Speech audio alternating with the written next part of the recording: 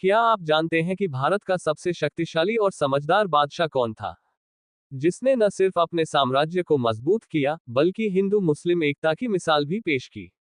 हाँ, हम बात कर रहे हैं मुगल बादशाह अकबर महान की। अकबर का जन्म 15 अक्टूबर 1542 को अमरकोट, अब पाकिस्तान में हुआ था।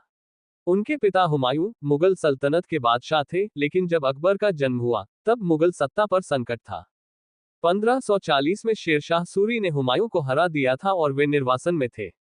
ऐसे में अकबर को असली राजकुमारों की तरह नहीं, बल्कि एक योद्धा की तरह पाला गया।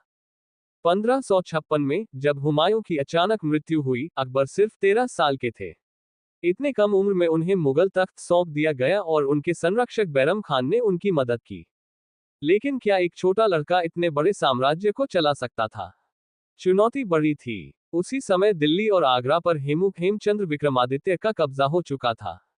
लेकिन अकबर ने 1556 में पानीपत की दूसरी लड़ाई में हेमू को हरा दिया और मुगल सत्ता को फिर से मजबूत किया। इसके बाद अकबर ने मालवा, गुजरात, बंगाल और कश्मीर पर भी विजय प्राप्त की। सबसे दिलचस्प था हल्दी घाटी का युद्ध 1576, जहां उसका सामना हुआ राजपूत योद्धा महाराणा प्रताप से। हालांकि अकबर की सेना बड़ी थी, लेकिन महाराणा प्रताप ने जबरदस्त प्रतिरोध दिखाया। अकबर सिर्फ एक योद्धा नहीं, बल्कि एक कुशल प्रशासक भी था।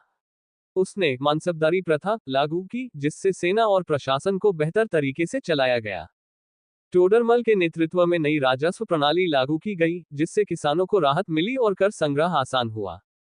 सबसे महत्वपूर्ण, अकबर ने 1564 में हिंदुओं से लिया जाने वाला जजिया कर खत्म कर दिया। यह एक बहुत बड़ा फैसला था, जिसने उसे हिंदुओं के करीब ला दिया।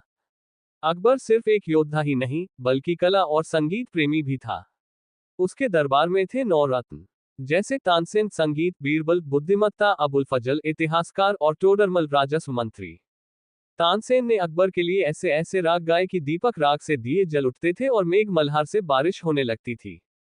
अकबर ने अपनी नई राजधानी फतेहपुर सीकरी में बनाई, जहां उसने इबादतखाना बनवाया, एक ऐसी जगह जहां सभी धर्मों के लोग आपस में संवाद कर सकते थे। अकबर को यह एहसास हुआ कि केवल तलवार से नहीं, बल्कि दिलों को जोड़ने से ही एक सशक्त सल्तनत बन सकती है। इसलिए उसने सुलह-ए-कुल नीति अपनाई, जिसका मतलब था सभी धर्मों को समान सम्मान देना। 1582 में उसने दीन-ए-इलाही की स्थापना की, जिसमें हिंदू, इस्लाम, जैन और बौद्ध धर्म के अच्छे तत्वों को मिलाया गया। 27 अक्टूबर 1605 को आगरा में बादशाह अकबर का निधन हो गया।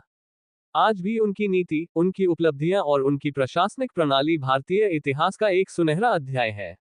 अकबर सिर्फ एक बादशाह नहीं, बल्कि एक युग था। इतिहास के ऐसे ही दिलचस्प किस्सों के लिए हमारे चैनल को फॉलो करें।